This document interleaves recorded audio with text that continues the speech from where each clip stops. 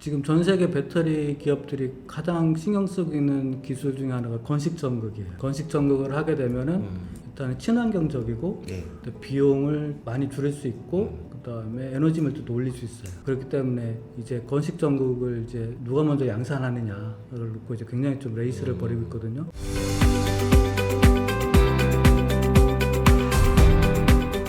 조만간 나올 게 이제 로보트잖아요. 피지컬 AI를 사는데 그 로보트에는 파우치, 각형, 원통형 중에서 뭐가 가장 잘 어울릴까요? 이게 로봇이라는 거는 딱 정형화된 어떤 하드웨어가 아니라 되게 참 다양하잖아요. 휴머노이드라고 하면은 그렇죠. 보통 여기 몸통에 딱 끼워 넣으니까 그런 경우는 이제 형태를 좀 다양하게 좀 바꿀 수 있어야 되기 때문에 그런 거는 이제 파우치 형태가 아무래도 좀 유리하지 않을까.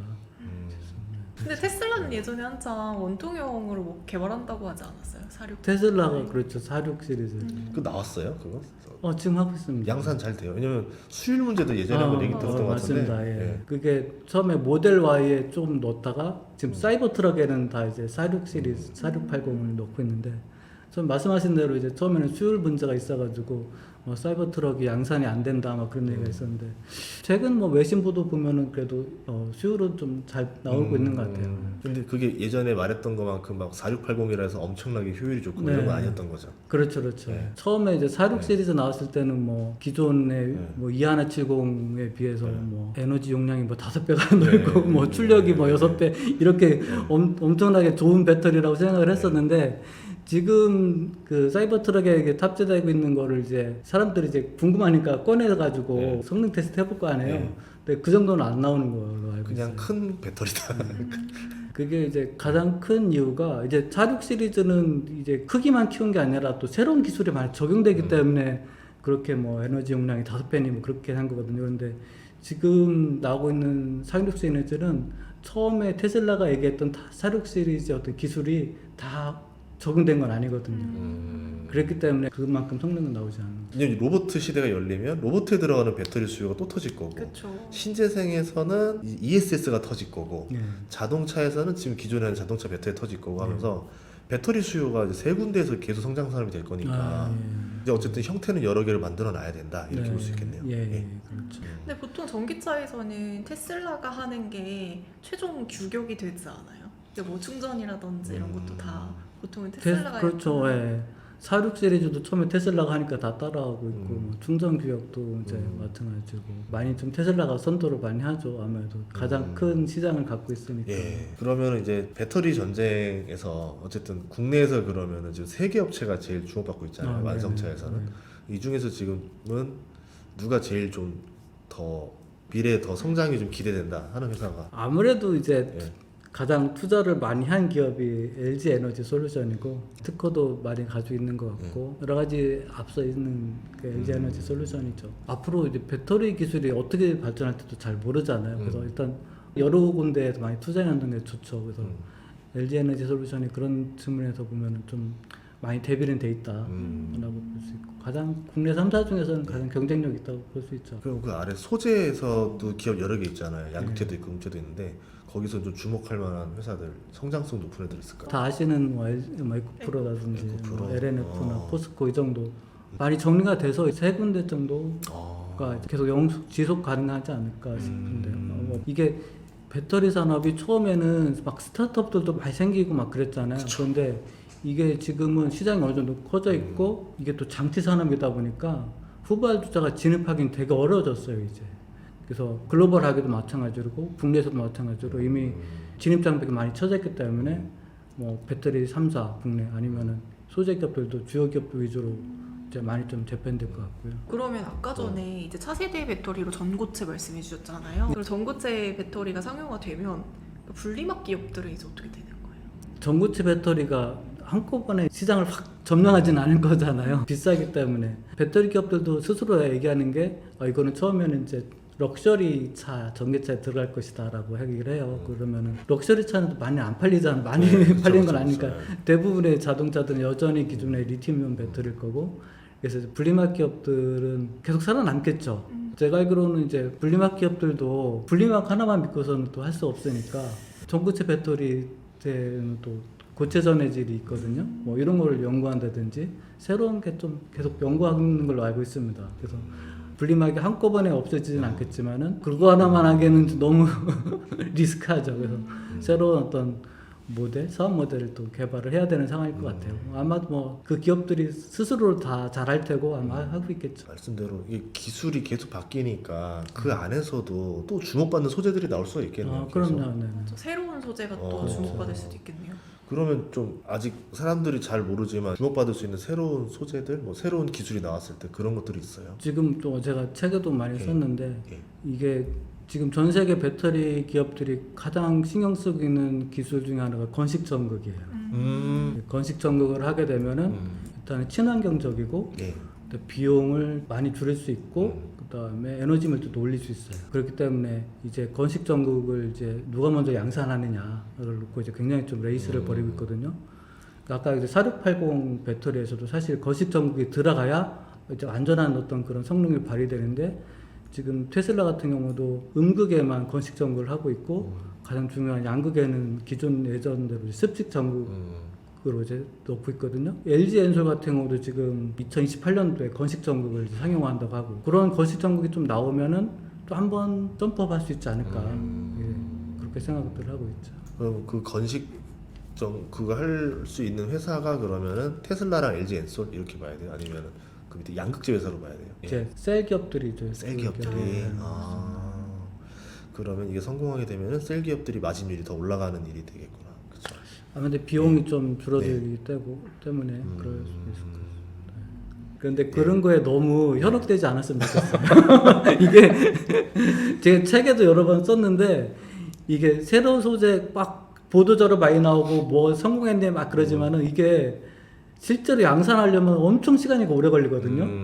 그래서 이게 뭐 단순 뭐 단기간 호재일 수는 있지만은 이게 실제 상용화하기까지는 엄청난 시간과 노력이 필요해요. 그래서 어디서 뭐 뭘 개발했네 하더라도 너무 거기에 현혹되지 않았으면 좋겠어요. 그게 맞는 게 전고체 배터리 양산 금방 된다고 했던 얘기가 5년 전이었어요. 맞아요.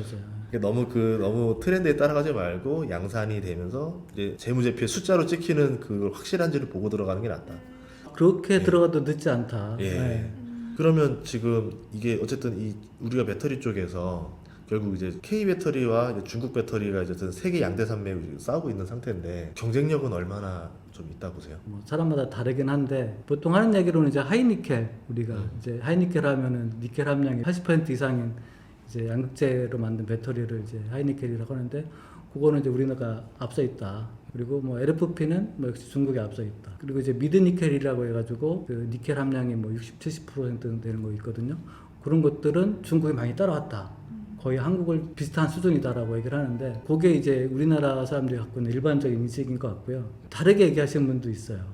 이미 하이니켈도 중국이 따라왔다라고 일부에서 얘기하고 있습니다. 그래서 최근에 이제 한국경제협회에서 설문조사를 했거든요. 한국, 미국, 중국, 일본의 어떤 경쟁력을 좀 평가해달라고 해서 기업들한테 직접 이제 설문조사를 했는데 그때 이제 2차 전지도 설문에 있었어요. 그 결과 보면은 일본과 미국은 확실히 우리가 앞서 있는 건 맞는데 2차 전지는 한국이 이제 100이라고 하면은 중국이 108로 나왔어요. 그만큼 이제 기업에서도 중국이 많이 우리랑 비슷하거나 앞서 있다라고 이제 스스로가 인정하고 있는 거죠. 좀 너무 암울한 얘기를 희망 섞인 말씀 드려야 되는데 아니, 오히려 현실이 좀 주식 투자자들은 또 암울할 때 삽니다. 네, 그렇죠. 암울할 때 사고 희망일 때 팔고 배터리에 대해서는 뭐 안 그래도 좀 이런 얘기들을 듣고 싶었어서 또 모셨었고 실제로 이 내용 보면요 두께가 대단하신 것 같아요. 어마어마해요. 그러니까 그래서 이제 배터리에 대한 내용을 거의 정말 빠짐없이 남으시려고 노력 예. 많이 한 흔적이 너무 많이 아, 보였었고 여기서 혹시 뭐 빼놓고 좀 더 하고 싶은 얘기 있는 부분 있나요? 이게 제가 이 책을 쓰면서 일단 전체적인 주제를 많이 고민을 했는데 이게 제 첫 장에 나와 있거든요. 이제 배터리는 안보다. 이제 기존에 그냥 어떤 배터리 하면 어떤 그냥 단순히 이제 부품 정도로 치부됐었는데 지금은 그게 아니라 뭐 반도체처럼 그냥 좀 안보의 관점으로 많이 좀 넘어온 것 같아요. 배터리도. 책 나오고 나서 얼마 전에 하나증권에서도 이제 보고서 하나 나오는데 거기서도 이제 배터리를 안보 개념으로 이제 좀 강조해서 좀 보고서가 나왔더라고요. 저도 이제 같은 시각인데 그렇기 때문에 아까 뭐 테슬라, GM도 말씀하신 것처럼 중국 부품을 좀 안 쓰려고 하는 그런 것도 있고 지금 뭐 중국에서도 배터리에 대해서 원산지 규제를 많이 하잖아요. 그런 것처럼 이제 배터리가 이제 안보 영역에 들어왔기 때문에 그런 관점에서 우리가 K 배터리를 바라보면 좀 다른 세계에 좀 바라볼 수 있어요. 그래서 중국이 많이 따라왔다고? 그럼 우리가 K 배터리 이제 끝난 거 아니야? 이렇게 생각할 수 있는데 절대 그렇지 않다. 지금 배터리에서 경쟁할 수 있는 거는 이제 한국과 중국, 일본인데 지금 중국에서 할 수 있는 것들은 많이 없거든요. 중국이 많이 시장을 확대한다고 해도 할 수 없는 부분들이 분명히 있어요. 그 부분들은 우리가 충분히 이제 가서 우리의 어떤 기회를 삼을 수 있고 우리 영역을 만들 수 있기 때문에 K배터리의 어떤 그런 데서 희망을 찾을 수 있다라고 저는 보고 있고요. 중국이 많이 앞서인다고 하더라도 배터리 3사도 그렇고 소재 기업들도 만나보면 엄청 진짜 열심히 하시거든요. 그래서 그런 부분들에 많이 기대를 걸을 수 있다. 같은 생각인 게 앞으로 전기 자동차뿐만 아니라 뭐 트럭, 뭐 탱크 다 이제 전기화될 거 아니에요. 그렇죠, 그렇죠. 근데 거기에 이제 안보 때문에라도 중국산 배터리를 장착 못하는 국가들은 많을 거고, 그렇죠, 그렇죠. 그 수요들이 이제 아직 뭐 좀 시작도 안 된 거고, 네. 그렇게 되면 한국산밖에 이제 대체제가 없는 상태에서 그렇죠. 드론도 지금 그런 얘기 나오고 그렇죠, 있고, 그렇죠. 그러니까 이 영역이 굉장히 많을 것이다. 네. 그래서 좀 더 길게 봤을 때는 어떻게 보면 중국과 한국의 배터리 전쟁이 벌어진다. 이렇게 그렇죠. 봐야 되겠네요. 그렇죠. 일본은 이미 좀 시장에서 많이 좀 죽었기 때문에 네. 사실 중국과 한국의 경쟁이라고 좀 단순하게 말하면 그렇게 할 수 있게 되는데 한국에 갈 수 있는 시장은 많죠. 그래서 뭐 전기차뿐만 아니라 뭐 드론도 그렇고 로봇도 그렇고 지금 전기차도 이제 앞으로는 자율주행차로 이제 바뀔 텐데 뭐 자율주행차에 중국 배터리를 넣을까? 이런 생각이 들잖아요. 그렇죠. 항상 다 백도어 논란이 있으니까. 그렇죠, 예, 그렇죠. 그래서 예. 뭐 지금은 뭐 유럽 시장도 중국 배터리가 많이 장악해 있지만 과연 뭐 자율주행차 넘어갔을 때 과연 유럽의 자율주행차들이 중국 배터리를 과연 그렇게 넣을 수 있을까? 그리고 생각해 보면 또 쉽지 않거든요, 그게. 그래서 그게 딱 저기인 것 같아요. 한 5년 전에 조선주 얘기, 조선도 그렇죠. 보면은 중국산이 싸서 좋긴 한데 이제 말한 대로 대체제가 한국밖에 없으니까 네. 미국 배 만들 얘기하면서 지금 주가가 오른 그렇죠, 것처럼 그렇죠. 여기도 어떻게 그런 가능성이 높지 않겠는가. 그렇죠. 예. 우리가 지금 최근에 마스가 때문에 한국 제조업, 뭐 조선업 많이 부각됐잖아요. 최근에 이제 LG 에너지 솔루션이랑 현대차가 미국에서 공장 짓다가 이제 이민 단속국에 걸려서 이제 추방당한 적이 있었는데 그때 바로 아차 싶어서 다시 예. 불러들이잖아요. 그만큼 이거를 할 수 있는 나라가 몇 나라가 안 되거든요. 안 되죠. 배터리를 만들 수 있는 나라가. 그래서 유럽에 노스볼트라는 회사가 있었어요. 스웨덴. 망했잖아요. 예. 예. 그래서 망했죠. 예. 엄청나게 투자를 많이 받았었어요. i10이라고 예. 미국의 그 리튬황 배터리를 만드는 이제 예. 스타트업이 이제 이따 인수를 했는데 예. 어떻게 될지 모르죠. 그만큼 돈을 많이 때려 부었지만은 못 만들고 있거든요. 수율이 안 나와서. 이게 되게 쉬운 것 같아도 어려운 산업이 배터리이기 때문에 한국의 뭐 조선업과 이제 비슷하게 한국의 어떤 배터리 제조 능력 굉장하다. 글로벌하게 보았을 때 경쟁력 있다라고 볼 수 있는.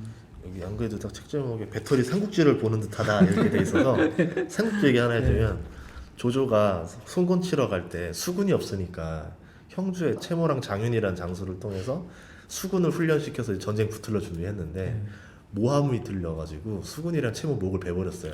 근데 뒤에 있던 장군이 그럼 수군은 이제 누가 지휘해요? 하는 순간 당했구나. 그렇죠, 그렇죠. 이게 지금 딱 배터리가 어떻게 보면 미국 입장에서는 필수적인 상황인데 그렇죠. 한국에 의존해야 되는 상황이다. 그렇죠. 예, 그렇게 봤을 때 우리는 핵심 산업인 거고 빛을 발휘할 또 장밋빛이 있을 수 있으니까 현실은 또 직시하면서 또 이제 그 미래의 가능성도 같이 그렇죠. 보면서 여러분들이 좀 투자를 이어가면 좋지 않겠나 그렇죠. 이렇게 생각해 보도록 하겠습니다. 이게 배터리 3사도 상당히 되게 어려웠잖아요 그동안에.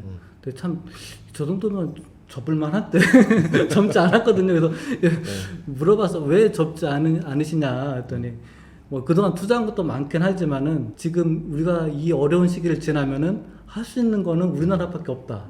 그런 믿음이 있기 때문에 지금 우리가 이 어려운 시기를 참고 있는 거다. 그렇죠. 버티면 이긴다라고 얘기를 하시고. 보통 주식계에서 존버거는 승리한다는 되게 적중률이 높은 얘기입니다. 그렇기 때문에 지금 거의 다 버텼거든요. 예, 예. 네, 거의 다 왔습니다. 네, 버티면 됩니다. 버티면 맞아요. 네, 희망이 있으니까 잘 해보도록 하겠습니다. 네, 네. 오늘 정말 좋은 얘기 많이 해주셔가지고 감사하고 여러분들 배터리 공부 이제 또 해야 될 때 됐어요. 업데이트되는 내용이 워낙 많기 때문에 반도체처럼 계속 업데이트 해줘야 됩니다. 그래서 이 배터리 워라는 책이 있으니까 여러분들 많이 참고해 주시면 감사하겠습니다. 고맙습니다. 오늘 출연해주셔서 고맙습니다. 감사합니다. 예.